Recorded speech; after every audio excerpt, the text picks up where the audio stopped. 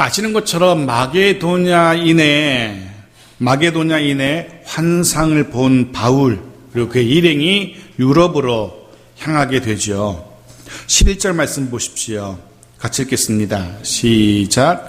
우리가 드로아에서 배로 떠나 사모드라게로 직행하여 이튿날 네아폴리로 가고, 드디어 유럽 선교의 시작이라 할 수 있는 빌립보에서의 사역을 기록하는 본문의 시작입니다. 복음이 드디어 유럽에도 도착하게 된 겁니다. 본문에 등장하는 우리는 아마도 우리가 아는 것처럼 바울과 실라 그리고 디모데와 누가일 겁니다. 이들 바울 일행은 배를 타고 드로아 소아시아를 떠납니다. 그래서 사모드라게라는 곳으로 향합니다. 사모드라게라는 곳은 섬인데 드로아와 유럽의 빌립보 사이에 위치한 작은 섬입니다. 인근을 지나는 배들이 그 섬을 이정표로 삼기도 하고 때로는 그곳에서 잠시 쉬어가는, 오늘날로 말하면 휴게소 역할도 하는 그런 작은 섬입니다. 본문은 바울 일행이 탄 배가 드로아에서 사모드라게로 그 섬으로 직행했다라고 기록하고 있어요. 우리가 좀 신경 써야 될 표현이 직행했다라는 표현인데요. 원어적으로는 일직선으로, 항로대로 이런 의미를 가지고 있습니다. 누가가 왜 일직선으로 항로대로 그렇게 잘 갔다라고 표현하고 있냐 하면 이 항해가 아주 순탄했다는 것을 표현하기 위해서 이 단어를 골라서 쓰고 있는 겁니다. 당시로서는 이렇게 항로대로 순탄하게 가는 일은 드문 일이었기 때문에 그렇습니다. 아주 이례적인 일이었던 겁니다. 정해진 항로대로 직행한다는 것은, 그렇게 순항한다는 것은 당시의 항해술로는 사실은 불가능한 일이었다라고 합니다. 이튿날 네아폴리에 도착했다는 것, 이런 일은 정말 당시로서는 불가능한 일이었습니다. 왜냐하면 거꾸로의 항로, 빌립보에서 드로아로 오는 항로를 기록한 사도행전 20장에 보면은 그들이 닷새가 걸렸다라고 기록하고 있어요. 그것이 보통의 항로였던 겁니다. 보통 그렇게 일주일 정도 걸리는 항로였는데, 그런데 오늘 본문에 보니까 이튿날 유럽 땅에 도착하고 있는 겁니다. 저자의 누가는 이 한 단어를 통해서, 직행했다라는 이 한 단어를 통해서 우리에게 무엇인가를 말하고 있는 겁니다. 이 여정이 하나님께서 특별하게 도우시는 항로라는 것을, 여정이라는 것을 우리에게, 독자들에게 보여주고 싶었던 겁니다. 생각해 보십시오. 지금까지 바울의 일행의 여정은 막히던 그런 여정이었습니다. 하나님께서 여기도 막으시고 저기도 막으셨습니다. 그런데 유독 이 통로만큼은, 이 항로만큼은, 이 여정만큼은 하나님께서 함께 하시며 도우시고 계신다라는 사실을 저자의 누가는 우리에게 말하고 있는 겁니다. 유럽으로 향하는 이 길은 분명 바울 일행들에게는 낯선 길이었을 겁니다. 이후에 유럽에서 어떤 일이 일어날지 예측할 수 없는 불안한 날들일 수 있습니다. 내일을 알 수 없는. 그런데 이 이틀 동안의 항해의 경험을 통해서 이들은 확신할 수 있는 거죠. 이 길이 하나님이 함께 하시고, 하나님이 도우시고, 하나님이 인정하시고, 하나님이 인도하시는 길이구나는 사실을 이 항해를 통해서 바울과 그 일행은 확신하게 되는 겁니다. 말씀을 묵상하면서 그런 생각을 하게 되어집니다. 바울의 일행뿐 아니라 저와 여러분 모두의 삶의 항해 가운데에도 하나님이 함께 하시기를, 하나님이 도우시기를 축복합니다. 좀 이따 우리가 찬양하겠지만 예수가 함께 하시니 시험이 오나 겁없네라는 찬양의 가사처럼 주님께서 함께 하심으로 인하여, 또 그 경험으로 인하여 늘 형통하고 늘 순탄한 삶을 살아갈 수 있는 우리 모두이기를, 하나님께서 함께 하시는 하루하루이기를 간절히 축복합니다. 하나님께서 함께 하시는 길이기에 그 하나님을 신뢰하고 담대하게 나아갈 수 있는 분명 알 수 없는 미지의 불안한 내일이지만 오늘까지 도우셨던 또 지금도 함께 하시는 하나님으로 인하여 그 하나님에 대한 믿음 가지고 이후로도 담대하게 믿음 가운데 나아가는 우리 모두가 되어지기를 간절히 소원합니다. 자, 이들이 그 다음날 이튿날에 네아폴리라는 곳에 도착합니다.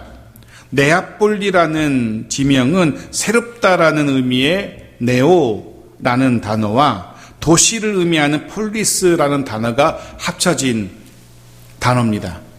우리로 말하면 신도시라고 생각합니다. 신도시입니다. 빌립보 옆에 있는 항구 도시로서 새롭게 조성된 그런 도시였던 겁니다. 근데 바울의 일행은 이곳에 머물지 않고 막바로 빌립보로 향합니다. 12절 보십시오. 같이 읽죠. 시작. 거기서 빌립보에 이르니 이는 마게도냐 지방의 첫 성이요 또 로마의 식민지라 이 성에서 수의를 유하다가 빌립보를 소개하고 있습니다. 빌립보는 말 그대로 유럽의 관문이라고 할 수 있습니다. 농업과 상업의 중심지고 본문은 이 빌립보를 마게도냐의 첫성, 유럽의 첫성이라고 그렇게 표현하고 있습니다. 이 첫성이라는 게 참 의미가 있는 것 같습니다. 무엇을 첫성이라 했을까? 처음을 뜻하는 표현일 수도 있고 혹은 가장 큰 성이라는 의미일 수도 있습니다. 혹은 이곳 마게도냐에서 가장 중요한 그런 성을 의미할 수도 있습니다. 여러 의미를 다 가지고 있는 단어가 첫성이라는 그런 의미입니다. 근데 사실 이곳 마게도냐에서 가장 큰 성은 실제로 빌립보가 아니라 데살로니가입니다. 그러기에 아마 이 첫 성은 큰 성이라는 의미는 아닌 것 같아요. 아마도 바울과 바울 일행에게 있어서 빌립보는 유럽에서 처음 만나는 성, 그래서 다른 그 어떤 크고 화려한 성보다 의미 있고 소중한 성이었을 겁니다. 규모는 좀 작아도, 다른 성에 비해서 규모는 좀 작아도 바울에게 있어서는 가장 먼저 만났던 성이었기 때문에 의미가 있고 소중한 그런 성으로 기억되는 곳이었을 겁니다. 이 첫성이라는 표현을 묵상하면서 그런 묵상을 해보았습니다. 우리 교회가, 우리 창성교회가 하나님께서 보실 때 그렇게 의미 있는 소중한 첫성일 수 있었으면 좋겠다라는 생각을 해봅니다. 여러분을 하나님께서 보실 때, 여러분을 보실 때 똑같이 정말 소중하고 나름대로 의미가 있는 첫 성도일 수 있었으면 좋겠다라는 생각을 해봅니다. 마치 바울에게 빌립보 성이 결코 잊을 수 없는 소중한 의미의 성이었던 것처럼 그렇게 우리 교회도 소중한 교회, 소중한 가정, 소중한 백성일 수 있기를, 하나님 보실 때 그런 교회와 가정과 백성일 수 있기를 주의 이름으로 축복합니다. 빌립보는 동시에 오늘 본문에 보니까 로마의 식민지라고 소개됩니다. 식민지, 로마가 통치하는 곳이었습니다. 당시 빌립보는 로마가 굉장히 중요하게 여기는 도시였다고 합니다. 왜냐하면 역사적으로 보면 시저, 유명한 시저를 죽인 브루투스와 황제의 자리를 다투었던 옥타비아누스, 이 두 사람이 이 빌립보에서 싸워요. 그런데 여기서 옥타비아누스가 이기게 되고 그리고 그 여세를 몰아서 황제가 됩니다. 해서 옥타비아누스는 이 빌립보가 좋은 기억의 성입니다. 거기서 결정적인 승리를 했기 때문에 황제가 될 수 있었어요. 해서 빌립보 사람들을 아주 특별하게 대우해줘요. 그래서 빌립보 사람들에게는 형벌의 면제권도 주고 토지세와 인두세 같은 세금도 면제해줘요. 범죄한 자이기 때문에 형벌을 판결을 받아도 로마 시민처럼 황제에게 상수할 수 있는 그런 권리도 줘요. 또 로마를 위해서 수고한 군인이나 이런 군경들은 퇴직하고 나면은 이 빌립보에다가 땅을 줘서 여기서 여생을 지낼 수 있도록. 그래서 당시에 빌립보는 축소된 로마라고 불리는 그런 도시였어요. 해서 빌립보 사람들은 실제로는 로마 사람이 아님에도 불구하고 마치 자신들이 로마 사람인 것처럼 대단한 자부심을 가지고 살아가던 그런 사람들이었고 그런 곳이었어요. 이렇게 농업과 상업의 중심지고 정치적으로도 중요한 의미를 지닌 빌립보, 이곳에 바울이 첫 발을 디디게 됩니다. 그리고 이후에 이 빌립보 지역은 바울의 유럽 선교의 전초기지가 돼요. 유럽 선교의 거점 지역이 되는 겁니다. 여기서부터 모든 선교가 시작되는 겁니다. 데살로니가처럼 큰 성읍은 아니었지만, 고린도처럼 화려한 성읍은 아니었지만, 빌립보는 바울에게 이런 의미가 있는 중요한 거점 도시였던 겁니다. 그래서 우리 창성교회도 하나님이 의미 있고 소중하게 여기시는 그런 교회가 되었으면 좋겠다라는 생각을 해봅니다. 이후로는 어느 날인가는 우리 교회가 이 지역에, 우리가 머무는 지역에 선교의 거점 역할을 할 수 있는, 전도의 거점 역할을 할 수 있는 그런 날이 속히 오면 좋겠다라는 그런 소원을 가지고 기도하게 되었습니다. 여러분의 가정도, 여러분의 일터도 단지 이름 없이 머무는 가정이 아니고 그저 영리만 추구하는 기업이 아니라 우리의 가정과 기업이 그곳에서 죄의 복음이 퍼져나갈 수 있는 그런 거점이, 출발점이 되었으면 좋겠다라는 생각도 해보게 되어집니다. 그럴 수 있기를 주의 이름으로 축복합니다. 자, 13절입니다. 같이 읽죠. 시작. 안식일에 우리가 기도할 곳이 있을까 하여 문밖 강가에 나가 거기 앉아서 모인 여자들에게 말하는, 기도할 곳이라는 표현이 등장하죠. 기도할 곳. 이 기도할 곳을 찾았다는 표현은 빌립보에는 무엇이 없었다는 겁니까? 회당이 없었다는 거예요. 회당이. 예. 바울은 가는 곳마다 제일 먼저 회당을 찾았고 회당에 들어가서 복음을 전했었죠. 그런데 이곳에는 회당이 없어요. 사실 유대인들은 가는 곳곳마다 회당을 제일 먼저 세웁니다. 그런데 회당이 없다는 것은 회당을 세울 만큼의 유대인이 없었다는 거죠. 유대인이 얼마 없었다는 겁니다. 이 빌립보 지역에는. 해서 적은 수지만 유대인들은 회당을 세울 수 없었기 때문에 무엇을 만들어요? 기도할 장소를 정해서 거기 모여서 기도하는 겁니다. 유대인들은 인원이 부족해서 회당을 세울 수 없을 때 그 다음에 마련하는 곳이 기도처였던 겁니다. 혹은 정치적인 이유로 포로가 되어서, 노예가 되어서 자기들의 힘으로 회당을 세울 수 없을 때도 있잖아요. 그럴 때는 역시 기도처를 마련해서 거기 모여서 기도하고 예배하곤 했었어요. 에스라 8장 15절은 이렇게 기록합니다. 같이 읽겠습니다. 시작. 내가 무리를 아하와로 흐르는 강가에 모으고 거기서 3일 동안 장막이 머물며 백성과 제사장들을 살핀즉 그 중에 레위 자손이 한 사람도 없는지라. 여기 아하와 강가가 나오고요. 시편 137편 1절도 같이 읽겠습니다. 시작. 우리가 바벨론의 여러 강변 거기에 앉아서 시온을 기억하며 울었도다. 여기 바벨론의 강변도 나옵니다.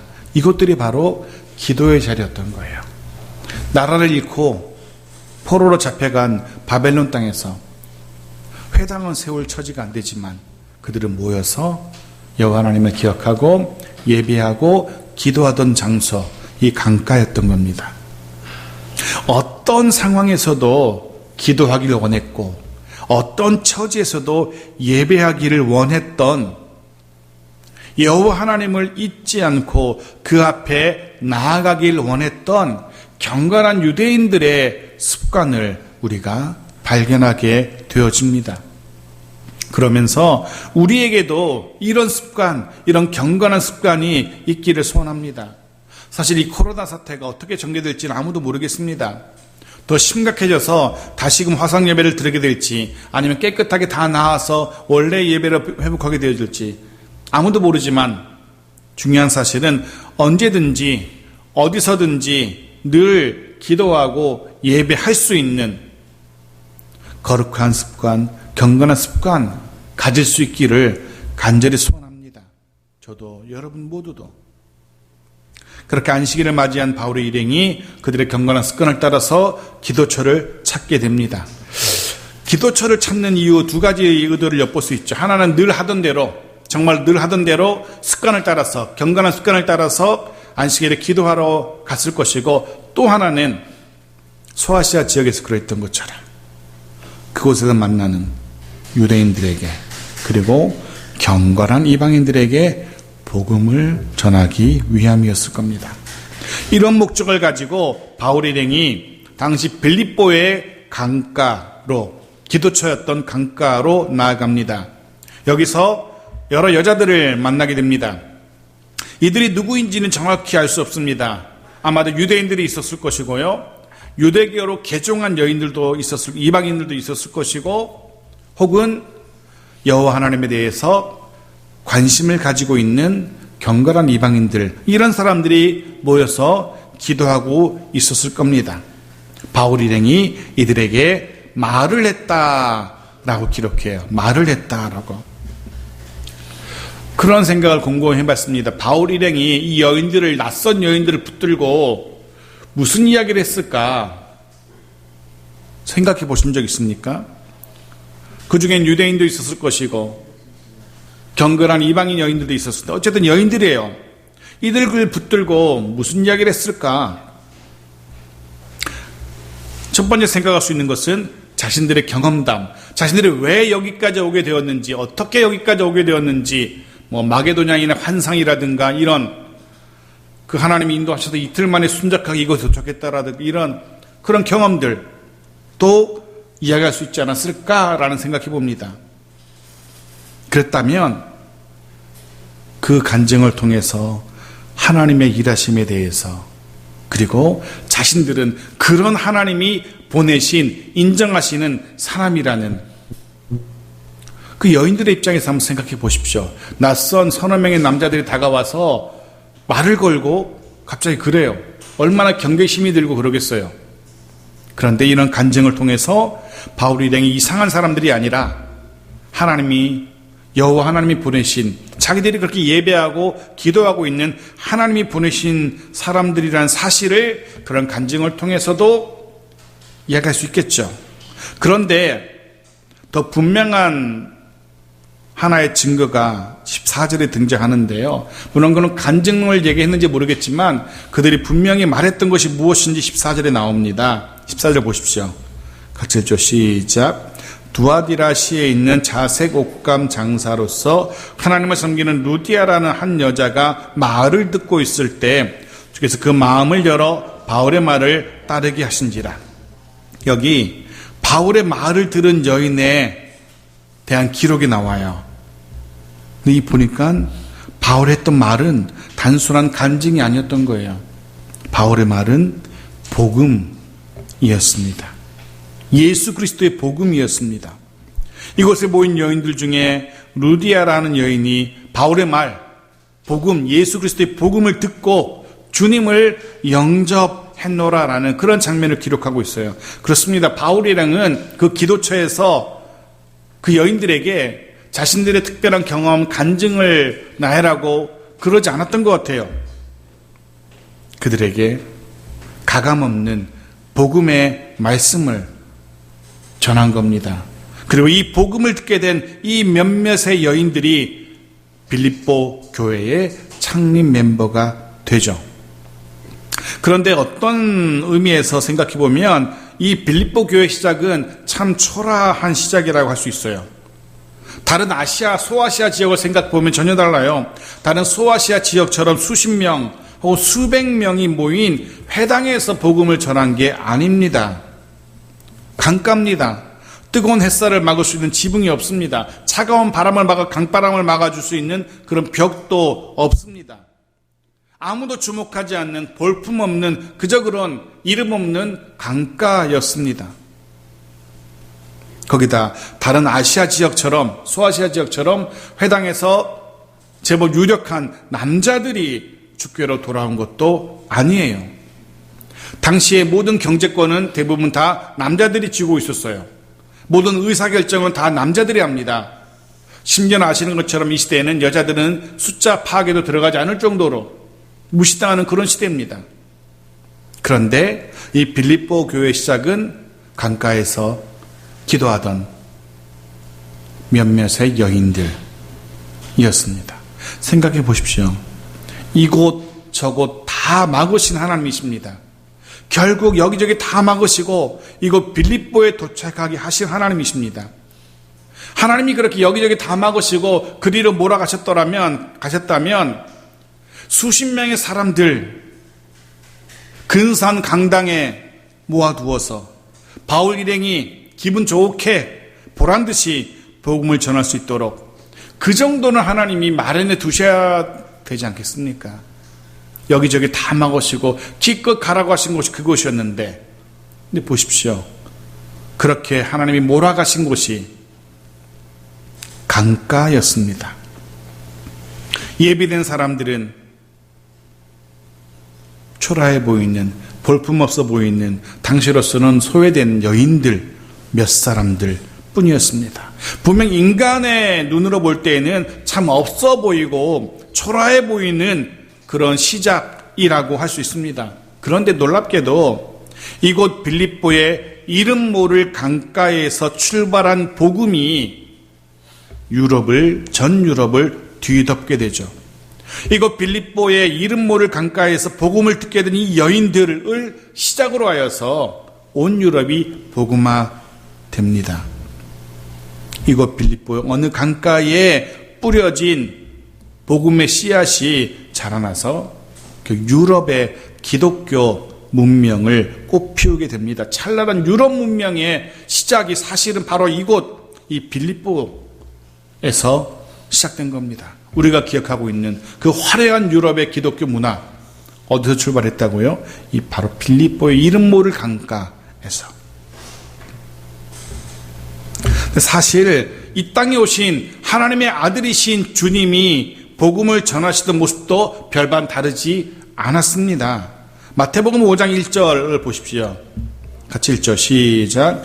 예수께서 무리를 보시고 산에 올라가 앉으시니 제자들이 나아온지라. 보십시오. 주님께서 하나님의 아들이신 예수께서 복음을 전하시는 곳 화려하고 근사한 그런 예배당이 아니었습니다. 모두가 주목할 만한 그런 소중하고 의미 있는 중요한 장소가 아니었습니다. 본문에 기록된 산은 당시 어느 동네에나 존재했던 자그마한 야트막한 그런 동산 언덕이었습니다. 다른 사람보다 조금 더 높은 곳에 앉아서 말씀을 전하고 계시는 겁니다. 그리고 그렇게 그곳에서 복음을 전했고 그 복음에 반응해서 주님께 나온 제자들도 어떤 이들입니까? 당시에 권력자들이 아니었습니다. 당시 유대 사회를 쥐락펴락하던 종교 지도자들이 아니었습니다. 관원들, 유력한 자들이 주께 나온 게 아니었습니다. 아무도 주목하지 않는 낮고 천한 사람들이었습니다. 그런데 그곳에서부터 그들을 통하여 하나님의 나라가 시작되고 확정되어 갔습니다. 시작은 초라하고 작고 미미했지만 지금 우리가 함께 예배한 이곳이 그런 소중한 곳이기를 축복합니다. 지금 이곳이 그런 의미 있는 곳이기를 원합니다. 무엇보다 또 한 주를 선포되는 말씀의 능력으로 출발하는 그런 출발점이기를 축복합니다. 한 주를 주의 은혜로 살아갈 수 있도록 도우시고 채우시고 공급하시는 성령의 불씨를 우리 심령에 심게 되는 그런 시간, 그런 장소일 수 있기를 간절히 소원합니다. 세상적으로 볼 때는 작고 초라해 보일 수 있지만 이후에는 이곳이 우리들 모두에게 기도의 동산, 응답의 동산, 은혜의 동산으로 기억되어지는 소중한 장소이기를 주의 이름으로 축복합니다. 자, 다시 14절입니다. 같이 읽죠. 시작. 두아디라시에 있는 자색 옷감 장사로서 하나님을 섬기는 루디아라는 한 여자가 말을 듣고 있을 때 주께서 그 마음을 열어 바울의 말을 따르게 하신지라. 루디아라는 여자가 등장합니다. 이웃 동네 두아디라시에서 자색 옷감 장사를 하는 여인이었어요. 이 자색 옷감 장사, 자색의 옷감은 당시에는 로마의 귀족들, 로마의 시민들, 돈 많은 시민들이 입는 옷감이었어요. 자색은 황제의 색이라 해가지고 아무나 입을 수 있는, 돈이 있다고 해서 입을 수 있는 옷도 아니었어요. 당시는 좀 정말로 유력한 자들, 로마 시민권도 가지고 있고 귀족 자기도 갖고 있는 그런 사람들이 입던 옷입니다. 당연히 비싼 값에 팔리게 되죠. 해서 짐작컨대 루디아라는 이 여인은 제법 부유한 여인이었을 것이라 라고 짐작하게 되어져요. 실제로 루디아는 계속해서 바울이 유럽에서 복음을 전할 때 끊임없이 바울을 후원하는 그 여인이 되기도 합니다. 그리고 본문은 오늘 이 여인을, 이 이방인 여인이지만 하나님을 섬기는 여인으로 그렇게 우리에게 소개해주고 있어요. 하나님을 섬기는, 즉 하나님을 공경하는 경건한 여인이었습니다. 비록 유대교로 개종하지 않았지만 하나님을 알고 하나님을 섬기는 경건한 여인이었고, 이 여인이 기도처에서 바울 일행을 만나게 되고 바울이 전하는 예수 복음을 듣게 됩니다. 그리고 주의 성령께서 이 여인의 마음을 여셨고 바울이 전한 예수 복음을 믿고 따르게 됩니다. 오늘 본문에 사용된 이 여인의 마음을 여셨다라는 이 단어, 열다라는 이 단어는 단지 빼꼼히 요만큼만 여는 모습이 아니라 완전히 확 열어젖히는 그런 것을 우리에게 보여주는 단어입니다. 성령 하나님께서 이 루디아라는 이 여인의 마음을 완전히 활짝 열어젖혀서 복음을 듣고 그 복음에 깨닫고 반응할 수 있도록 마음문을 여신 겁니다. 성령 하나님께서 우리들 모두의 마음을 그토록 활짝 여시기를 소원합니다. 성령께서 우리 모두의 마음을 활짝 여셔서 선포되는 주의 말씀에 그렇게 똑같이 반응할 수 있도록 우리의 마음문도 여시기를 간절히 소원합니다. 이 열어라는 이 단어가 참 재미있는데요. 사도행전 17장 3절 말씀 보십시오. 같이 읽죠. 시작. 뜻을 풀어 그리스도가 해를 받고 죽은 자 가운데서 다시 살아나야 할 것을 증언하고 이르되 내가 너에게 전하는 이 예수가 곧 그리스도라 하니, 앞에 여기 뜻을 풀어라고 되어 있는데, 번역되어 있는데요. 이 단어가 오늘 본문에 쓰였던 열다라는 단어와 같은 단어예요. 같은 단어를 17장에서는 뜻을 풀어라고 그렇게 번역하고 있어요. 무슨 의미냐면 이 단어 속에는 그런 의미도 담겨 있는 거예요. 성령께서 단지 마음문만 열어주신 것이 아니라, 그리고 실제로 그 마음에 들어오는 주의 말씀을 듣고 깨달아 알 수 있도록 쉽게 풀어주셨다는 겁니다. 그냥 문만 열어놓고 다음 네가 알아서 해가 아니라 선포되는 말씀을 쉽게 이해할 수 있도록 성령께서 말씀해 주시는 겁니다. 한 가지 더 있어요. 누가복음 24장 31절의 말씀 보십시오. 같이 읽죠. 시작. 그들의 눈이 밝아져 그인 줄 알아보더니 예수는 그들에게 보이지 아니하시는지라. 여기 눈이 밝아져라는 단어, 이것도 열다랑 같은 단어예요. 그런데 본문에서는 밝아져라고 번역하고 있어요. 다 같은 단어들이. 성령께서 눈을 밝히셔서 단지 마음만 열어서 말씀을 듣게 하신 것이 아니라 눈도 열어주셔서 하나님의 임재하심을, 하나님의 말씀하심을 보게 하신다는 겁니다. 이것이 마음을 열다라는 단어에 포함된 모든 의미들입니다. 마음을 열어서 복음을 듣게 하시고 그 뜻을 풀어서 알게 하시고, 그리고 마음을 열어서 우리와 함께 하시는 여호와 하나님을 느끼고 보게 하신 성령 하나님의 열어주시는 은혜,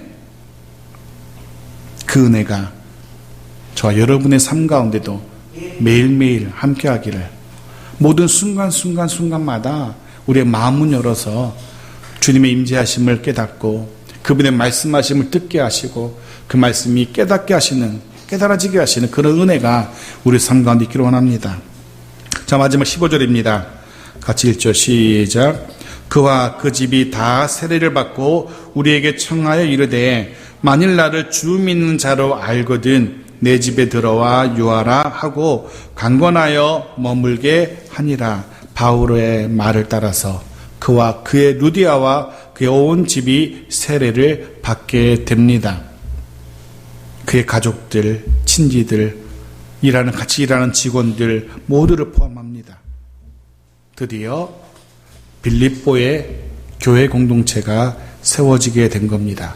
강가에서 기도하던 여인들, 그리고 루디아와 그의 가족들, 그와 함께하는 사람들, 이들이 빌립보의 교회를 이루게 되죠. 드디어 유럽 땅에 교회 공동체가 시작된 겁니다. 하나님의 인도하심에 철저하게 순종했던 그런 이들로 인하여 유럽에도 복음이 열매를 맺게 된 겁니다. 순종했던 바울로 인하여, 바울의 말에 순종했던 여인들로 인하여 복음이 열매를 맺고 있습니다. 마찬가지로 우리의 순종으로 인하여도 우리의 삶에 아름다운 순종의 열매들이 맺어지게 되기를 소원합니다. 여기까지 말씀을 정리합니다. 하나님께서 함께 하시는 우리 모두이기를 축복합니다. 해서 우리의 또 한 주간, 항해와도 같은 또 한 주간의 삶이 순탄하고 형통하기를 주 이름으로 축복합니다. 또한 바라기는 성령 하나님께서 매 순간순간마다 우리 모두의 마음에 역사하시기를, 우리의 마음 문 여시고 우리의 눈을 밝히시고, 그래서 말씀하시는 하나님의 임재를 볼 수 있기를, 그래서 말씀하신 하나님의 음성이 들려지고 이해되어지기를 주 이름으로 축복합니다. 무엇보다 그렇게 깨닫게 하시는 하나님의 말씀, 그 뜻대로 살아가게 되는, 그래서 놀라운 풍성한 열매를 우리의 삶의 현장에서도 맺어가게 되는 우리 모두의 한 주간의 삶이 되어주기를 주 이름으로 축복합니다. 아멘.